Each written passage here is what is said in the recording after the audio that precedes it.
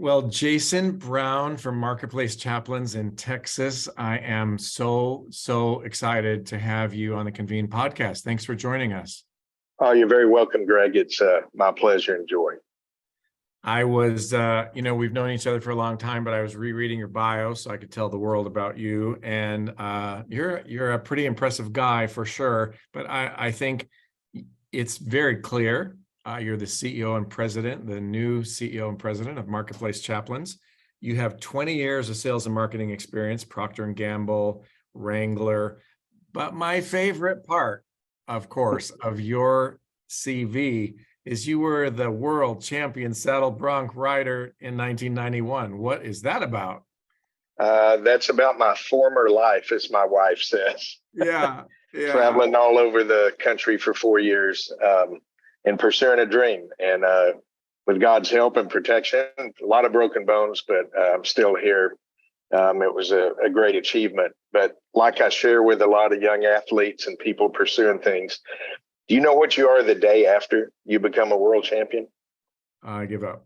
A former world champion, and the world is full of them, and they're already talking about who's going to win it next year. So just remember that in pursuit of worldly things and titles. There you go. You're probably the only Convene podcast guest who's actually ridden a horse, a bull, or whatever instead of the bar room version. So that's a big plus. Yeah. You graduated from Texas Tech with a degree in marketing in the Rawls School of Business. You've owned a successful real estate business.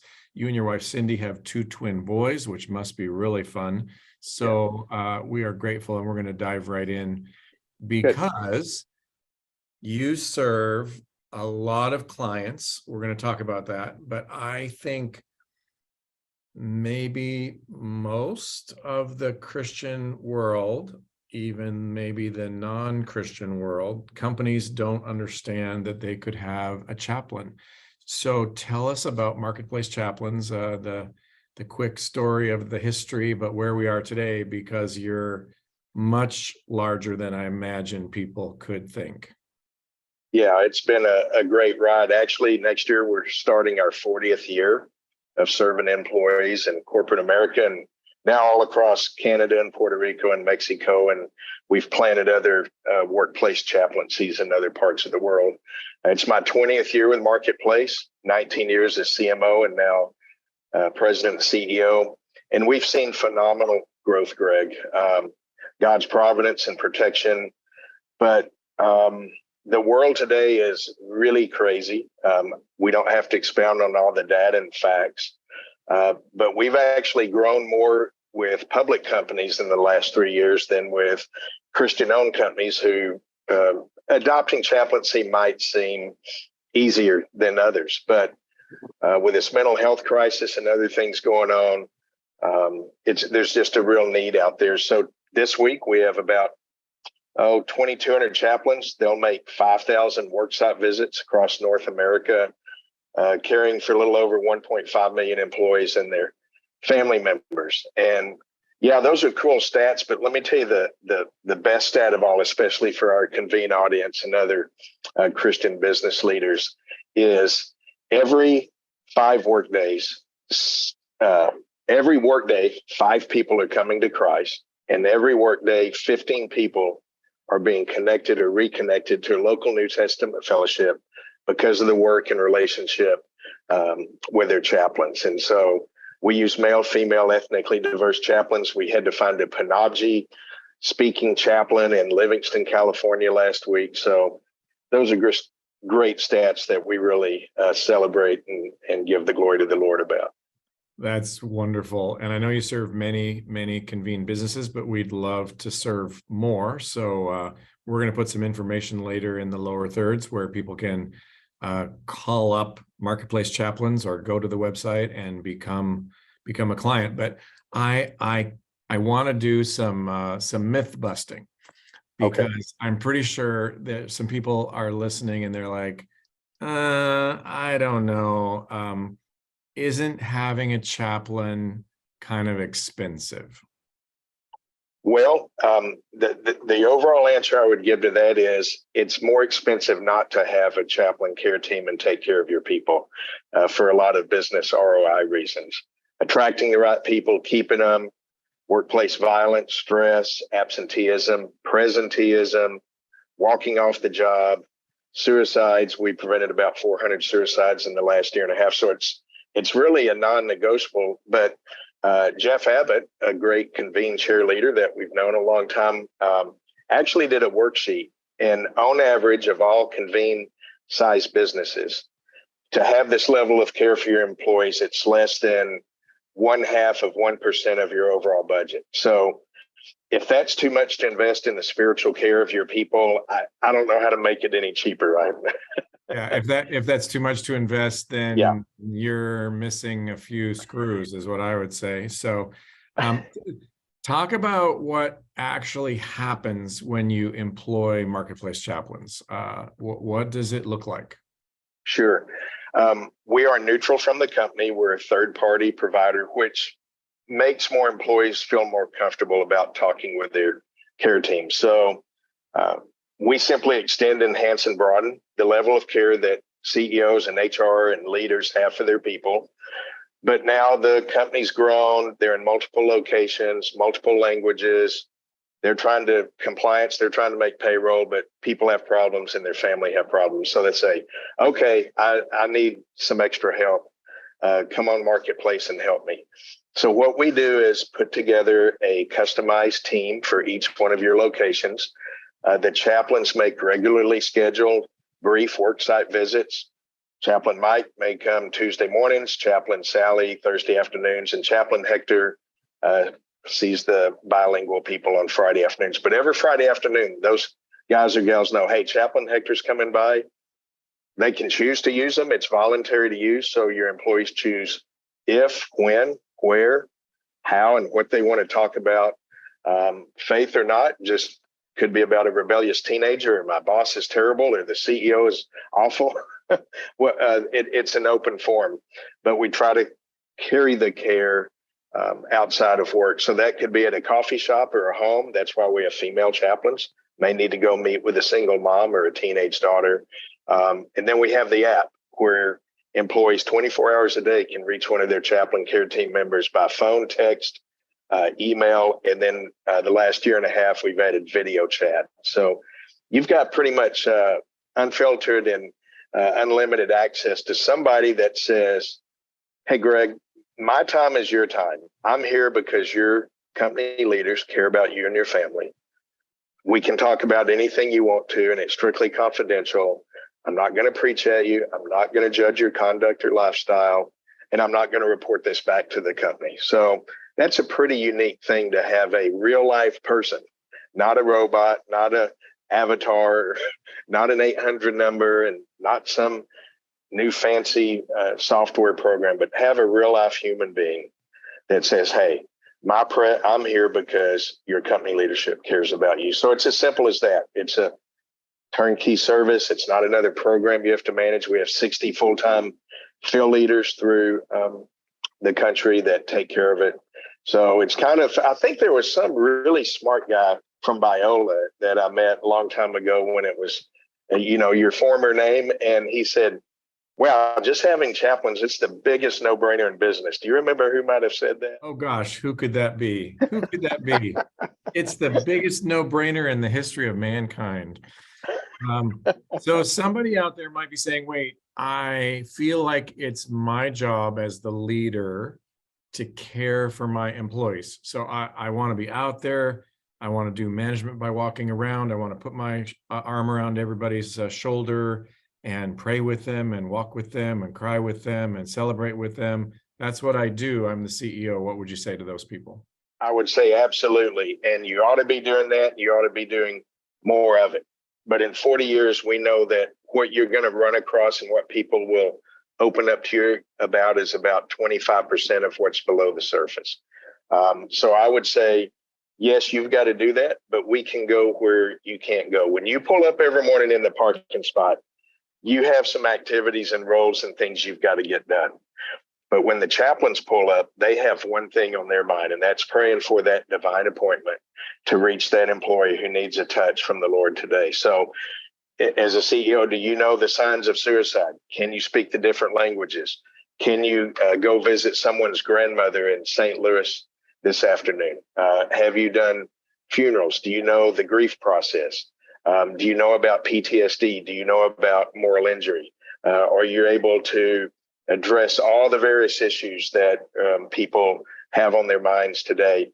And then as a business owner, have you been able to lead someone to Christ or walk with them through an addiction or send them and take them to church? I hope you do, but it's hard to do that as the CEO. So bringing us alongside, a lot of our owners say you're the secret sauce, and I can lay my pillow on the head at night knowing I've provided absolutely everything possible for my people and to uphold the biblical standards and values that we want to operate by. Love it. Okay, so a little more myth busting. Do you take hours out of their workday so they don't get their job done? Absolutely not. One of the first things in our basic training is how to not interrupt the work process, because we know some people would want to chit chat with a chaplain for 30 minutes and not do work, right? So we work in ISO 9000 shops, fast production facilities, truck yards. We work in salt mines or potash mines, underground, out on tugboats. But we know how to do it where you don't interrupt work. So we find shift times, break times, non-busy times, because we just can't interrupt work. But many times it's not about talking with someone, Greg. Sometimes it's just what we call that ministry of presence. And somebody, maybe the chaplain's been working with someone through an issue, and they show up on Tuesday and that person's working or driving a forklift, and they just see the chaplain walk by and the chaplain waves and does like that. The employee does that. They're golden for they're golden for a few days. And boy, when the chaplains miss, the next week they're like, where were you? You didn't come by and check on us. So no, we don't want to interrupt work. Great. A couple more and we'll be done myth busting, but do you pray or force people to pray who don't want to pray? Absolutely not. Again, it's voluntary to use, and they have to open the doors as to what they want their chaplain to help them with and what they want them to do. And here's another thing. This isn't a religious program, and it's not church at work. We're not going to come in and start Bible studies. We're not going to pass out tracts. We're not going to have prayer meetings. We're trying to reach everybody and meet them where they're at, regardless of their background. Atheist, Methodist, or Muslim, we're focusing on the common problems: family, health, aging parents, supervisor troubles, job-related issues, all kinds of things that are detracting from their work and that are causing them angst or concern. So that's what we focus on. And we want to be real cognizant of the work environment in an open office cube or the other areas. We don't want the chaplains to be seen as, oh, well, I knew Greg as the Christian owner would have this, but I knew it. These chaplains are here just for those Christians. They're not here for me. So, I'm out. So we have to be very careful about our presence and what we do, that we don't appear judgmental or that we're discriminating against everyone, because it's equal access for all. So that's a good question.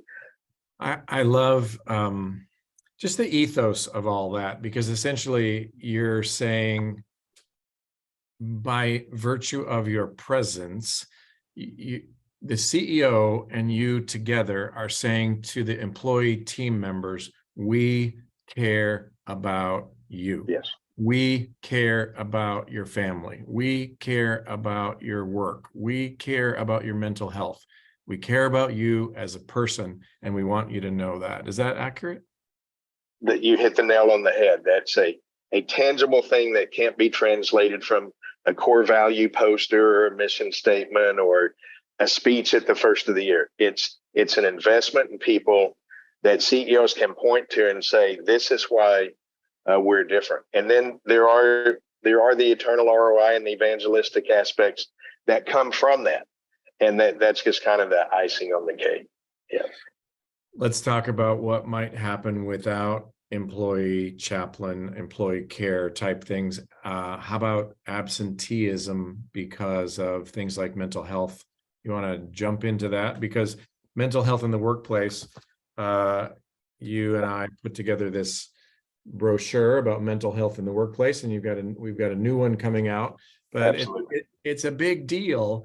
And you can either kind of pay me now, pay me later. You can pay a little bit of money to have a chaplain talk to people, or you can go to Sally or Joe's workstation and find that they're out sick again because of whatever mental health reasons. Let's talk about that a bit. Sure. It's no different than preventative maintenance on your machines, your fleet, everything else. A little ounce of prevention is worth a pound of cures. And I think everyone probably listening today, when they hear mental health or mental illness, doesn't go, ooh, oh, whoa. Because in the olden days when we grew up, mental meant somebody in a straitjacket in a white room at some building out in another county, right? Even the psychological world is saying people have a mental and emotional, a physical and a spiritual element to them, and they all need this wholeness and this wellness aspect. And actually, mental health is mentioned in the Bible. You think of 1 Corinthians 2:16, to have the mind of Christ. Romans 12:2, that we ought to be renewing our mind day by day. So it's not just scientific, it actually is spiritual and biblical. But, it's our thinking process, and we have so many bad outputs. But the world today has made it okay to talk about mental health. I think we know of too many maybe family members or coworkers or celebrities that committed suicide, and you would have thought from their outward appearance, life was grand, right? Everything's happy and good. Robin Williams, et cetera. Employees don't fake mental illness. They fake being okay. And so when you see somebody walk off the job or come in and, cause workplace violence, when they beat up someone, when they become addicted, spousal abuse, they steal from the company, they file for divorce or whatever it is, or write that suicide note. That started 6 months or a year back down the road, right? That didn't happen overnight. And so the proactive side of having a chaplain care team is at those genesis moments when those issues become overwhelming and you don't know how to cope with them and you don't have the resilience built up, having a chaplain may be the outlet to voice a concern, to receive some help, to receive some guidance, and get them back on track. You can't prove me wrong. I can't prove it, but you can't prove me wrong that we've prevented thousands of workplace violence incidences. And I know for a fact, like I said, over 400 suicide preventions that we've intervened in the last year and a half.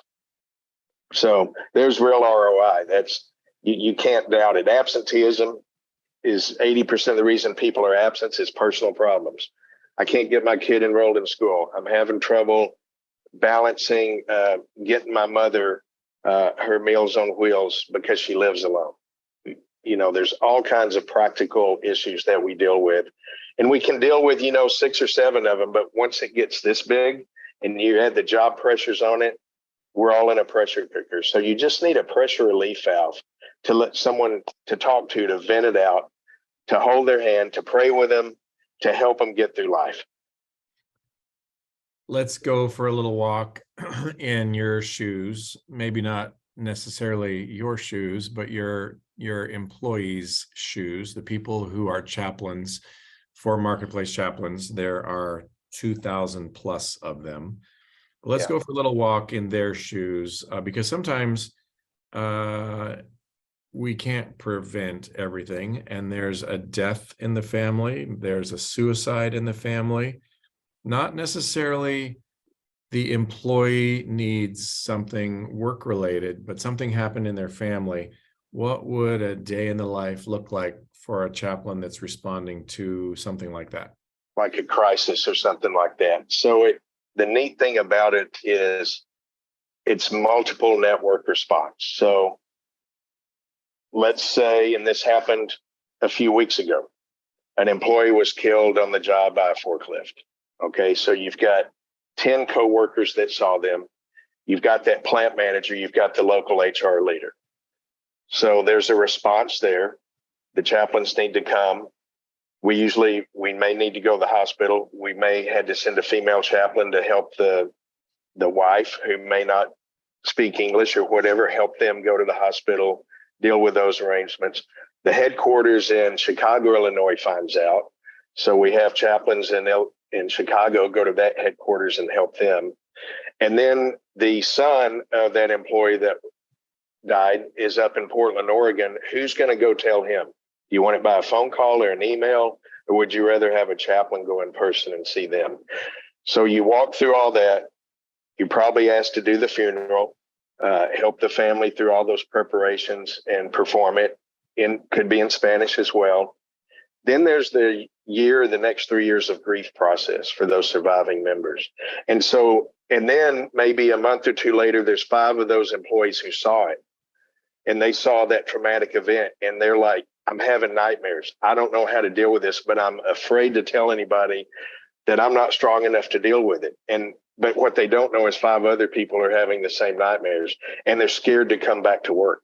So how do you deal with that? That's the underlying things that are continuations of crisis events that people don't really realize. So, and that the moral injury part is like that safety trainer or one of those coworkers that said, I should have known that belt on the forklift was faulty, or we had things stacked in the wrong place. And if I would have said something or moved it, maybe that accident wouldn't have happened. These things just blossom out. They're not little microcosms of an incident. So it takes more than one person, one transactional event. It takes a team effort to really help people get over and heal them through those processes. And whether they go to another company or there's any business ROI or not, it's just the right thing to do. And what a witness for the kingdom, to be able to provide that for your people.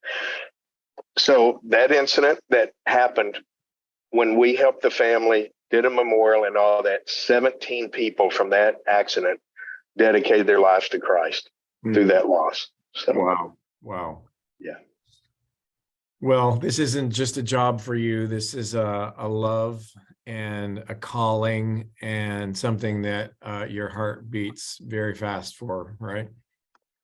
Yeah. It never ends, but you got to build up the family in the downtime. But we have a great team. We hired our first chief of chaplains and a deputy chief of chaplains over training. They were actually generals and they were the chaplains to the chiefs of staff at the Pentagon, and they took care of thousands of chaplains across the world. So we got to take care of our own as well. We have sickness and deaths and we get burned out. So this next year, we're really going to focus on taking care of our people first, and our leaders in the field that are, the company owners are wanting reports or they need help with this. And, we've got to do that. So that's our focus for next year. But, God's been good. Companies are calling us needing this level of help. Last year, we hired, trained, and assigned over 400 chaplains. We need another 280 right now, and half of those need to be bilingual. We have so many employees in our workforce. They may know a little bit of English, but you can really minister to them in their native heart language so much better. So not only the companies, but if any of you know somebody that might be a great chaplain and have workplace experience and that heart of compassion, they can't be preachers. They have to be pastors and they're real good caregivers. Send them our way and we'd love to talk with them. Perfect. It strikes me from what you just said, certainly everybody knows the military has chaplains. Yeah. I don't know, probably the genesis, I'm sure the genesis of that probably has to do with the trauma of war. Hospitals have chaplains. I worked in hospitals for a decade. Yep. There's the chaplain's office because of the trauma of pain and illness and sickness. Sports teams have chaplains. Churches, obviously a pastor. Yeah. Fire departments and police have chaplains. Mm-hmm. And our U.S. Congress has a great chaplain, Margaret Green Kibben. So everybody has chaplains. So. But we somehow left the workplace by the wayside until XX years ago when Marketplace Chaplains started. But I don't know why we left the workplace by the wayside. Maybe people think, you go to work, everybody's happy, everybody has a great job, get a paycheck, go home, the children dance around your feet and say, I'm so glad you're home, and everything's wonderful. It's not true, especially in the last 3 years. No, and you know this, and it's really the genesis of a lot of the Faith at Work ministries and things that have come out of it. Like Convene is, if you think of our grandfathers, they had their work life. Saturday they had family life, Sunday church life, but Monday was different. Remember John Beckett's Loving Monday. And how do you transition and not have this dualistic roles and compartments of your life? You can't separate your faith out of your life. Your beliefs determine your values, and your values your actions. So why not embrace that? And I think that's what Convene and Chaplains and everything is. How do we live this integrated, and there's not a balance. There's not a place where it just stops and it's all perfect. It's all ebbing and flowing, but it's important to take care of all of it. Exactly. Yeah. Well, what final thoughts would you have for somebody who's saying now, well, not final thoughts, but what would somebody do if they say, okay, I'm in, I've listened, I'm ready to do something? What should they do? Call us 800-775-7657. You can ask for me. You can go to our website, www.mchapusa.com. There's some videos and information on there. And we customize the plan and the approach for every company, because every company is different. You have headquarters people, you have office people, you have remote, you have work from home, you have hybrid, you have drivers. But we've got methods and patterns and systems to reach everybody proactively. But I would say give us a call and let us just visit with you and visit with your team, your HR, your supervisors, maybe that plant managers that yeah, but don't let them come in here. They're going to interrupt work or cause problems. Or an HR person. Yeah, I get it, Greg, but we have a multicultural, diverse workforce and people from all walks of life. I don't know how this is going to work. Let us just visit about it and give you the information. And then you as a leadership team can make an informed decision. Are we ready to invest at this level in our people? But the rewards will far outweigh that investment. Great. Well, we'll put the phone number in the lower thirds of the screen, and we'll put mchapusa.com. Don't everybody call Jason Brown. He's the CEO, but they'll find a way to help you to get you started. And for those of you who are listening who might not know about Convene, Convene is a place where you can work on your business and create excellence and purpose and profit and love on people, and do it all on a biblical platform. To find out more about Convene, look up convenenow.com. And we are very grateful to Jason Brown, the CEO and president of Marketplace Chaplains, for being with us today. Thanks for what you're doing across the country. 2,000 chaplains, 5,000 locations, 350,000 employees, 1,400 companies. I think the truth is, it is the biggest no-brainer in the history of mankind. And people should just run, don't walk to the website. Thanks for being with us. You're welcome, Greg. Blessings to all the listeners today.